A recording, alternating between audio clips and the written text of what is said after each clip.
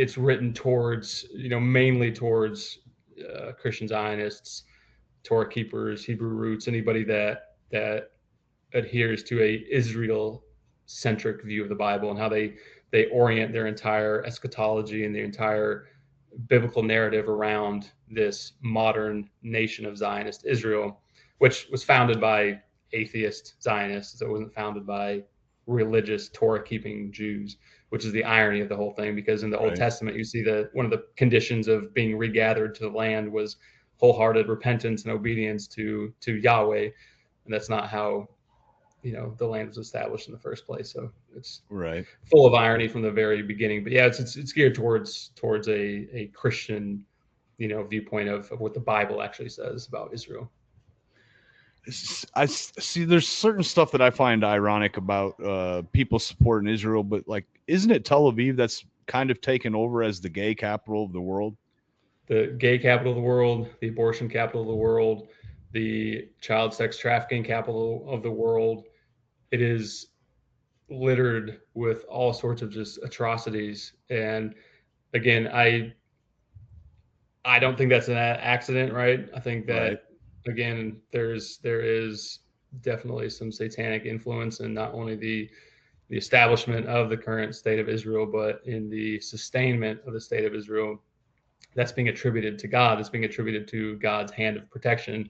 When in reality, I think I make the case fairly decently in the book that that's pretty much the exact opposite. Right. I mean, it claims it's a secular state. Do you have any idea what the percentage of people that are in Israel actually claim to be religious Jews by chance? Very low. So I know the vast majority of people, of Israelis, are actually atheists. They're not Torah observant Jews. And so again, you mentioned the irony, like the irony of all of this, that we're not even supporting a Torah observance, Torah keeping community. It's this community of people that have widely rejected Jesus and living this very, very secular lifestyle that is entirely, opposite to what the Bible teaches. Right. When Galatians, Roman, Hebrews, and Revelations are the books of the Bible that you cite the most, would that be fair to say?